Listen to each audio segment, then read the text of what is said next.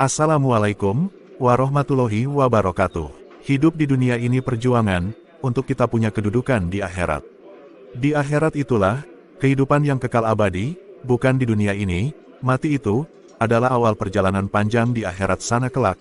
Jika kita meninggal tanpa punya derajat di akhirat, maka kita mati sia-sia, mungkin kita hanya menjadi tahanan di akhirat, disiksa sampai kiamat nanti datang. Tapi, kalau kita punya derajat kedudukan di akhirat, maka di akhirat adalah awal tugas kita kelanjutan di dunia ini. Bisa jadi kita dilahirkan kembali sebagai orang lain, untuk bertugas melanjutkan pencarian derajat di dunia ini, atau di bumi yang lain, karena selain bumi yang kita tempati ini, masih ada 6 bumi lain, yang jika bumi ini kiamat, maka bumi lain yang 6 itu, masih belum kiamat, dan akan kiamat satu persatu berurutan. Setelah semua kiamat, baru semua manusia dikumpulkan, untuk menerima catatan amalnya. Jika di bumi ini, kita tidak menanam amal sebanyaknya, maka kita tak akan mempunyai derajat apa-apa di sisi Allah. Dan untuk memiliki amal yang banyak itu, tidak bisa kita bekerja beramal sendirian.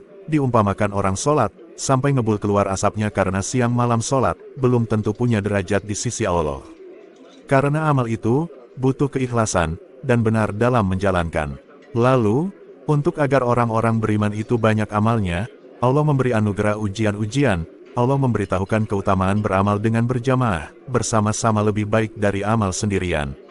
Dan Allah mendatangkan iblis untuk dijadikan ujian, agar manusia cepat naik derajatnya, tapi kebanyakan manusia kemudian malah tertipu daya, oleh tipuan dan rekayasa iblis.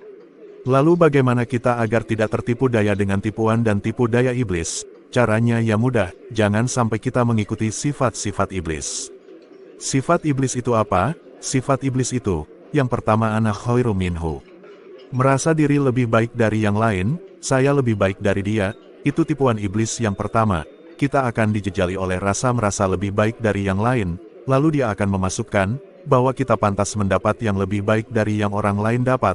Setelah tipuan itu tidak mempan, maka kita akan dibisik-bisiki dengan iri dengki, iri terhadap apa yang diperoleh oleh orang lain, entah soal harta, pangkat, ilmu, kedudukan, ketenaran dan lain-lain.